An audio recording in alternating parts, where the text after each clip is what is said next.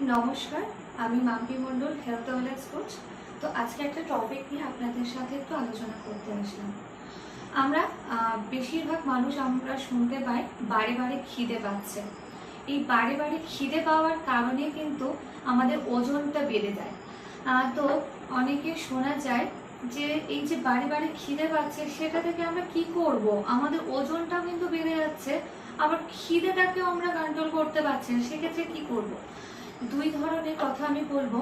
এক হচ্ছে মানসিক কারণ, এক হচ্ছে শারীরিক কারণ। শারীরিক কারণের মধ্যে আমাদের যাদের ডায়াবেটিস যাদের আছে তাদের একটু বারে বারে খিদে পায়, এটা একটা কারণ চলে গেল। আর এক হচ্ছে মানসিক খিদে। মানসিক খিদে কেমন, আমরা খাচ্ছি, কতটা পরিমাণে খাচ্ছি সেটা আমরা বুঝতে পারি না, সেক্ষেত্রে আমরা খেয়ে ফেলি, পেট কিন্তু ভরে যাচ্ছে, আমাদের মন আমাদের ভরছে না, তখন আমরা কি করি, কিছুক্ষণ পরে আবার কিছু খেয়ে ফেলি। অনেকে আবার বেশিরভাগ মানুষ এখন ডায়েট কনসাস হয়েছে, আবার খুব কঠিন একটা ডায়েট করে ফেলে। কঠিন ডায়েট করতে গিয়ে তারা কিন্তু ভুলভাল প্রসেসিংয়ে চলে যায়। তখন কি করে, সকালের খাওয়াটা ঠিকঠাক পেট ভরে খায় না, বা অল্প কিছু একটা খেলো, সেক্ষেত্রে আবার খিদে পেয়ে গেল। তো আবার লাঞ্চে অল্প কিছু খেলো, খিদে পেয়ে গেল।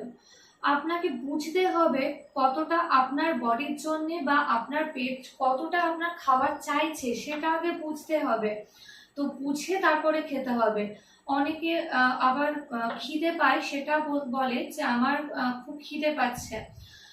অনেক কি হয়, ওষুধ খায়, অনেকে ওষুধ খায়, ওষুধ থেকে যে একটা সাইড ইফেক্ট হয় সেটাও কিন্তু একটা খিদে পাওয়ার কারণ হয়। ঠিকঠাক আমাদের ঘুম না হলে একটা ক্লান্তি অনুভব হয়, তখনও কিন্তু আমাদের খিদে পায়।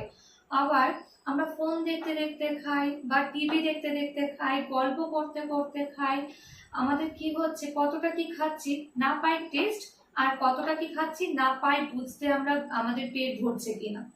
তখন খেয়ে তো নিলাম, কিছুক্ষণ পরে মনে হচ্ছে আমার আবার খিদে পাচ্ছে, তখন আমরা কি করছি, আবার কিছু না কিছু খেয়ে ফেলছি। সন্ধ্যেবেলা আমরা আবার মনে হচ্ছে কিছু একটা খাবো, তখন আমরা ফাস্ট ফুড বা জাঙ্ক ফুড এই ধরনের কিছু খেয়ে ফেলছি। সেক্ষেত্রে আমাদের কিন্তু ওজনটা আস্তে আস্তে বেড়ে যাচ্ছে। সেটা আমরা কি করে কন্ট্রোল করব, আমাদের ওজনটাও আমাদের ঠিকঠাক জায়গায় থাকবে, আবার আমাদের এই যে খিদে পাচ্ছে এটাও আমরা ঠিকঠাক কন্ট্রোল করতে পারবো। তো কি করতে হবে, আমাদের প্রথমে বুঝতে হবে আমরা লো জিআই খাবার খাচ্ছি কি হাই জিআই খাবার খাচ্ছি। আপনাকে প্রথমে দেখে নিতে হবে লো ক্যালোরি লো ফ্যাট যুক্ত খাবার খেতে হবে।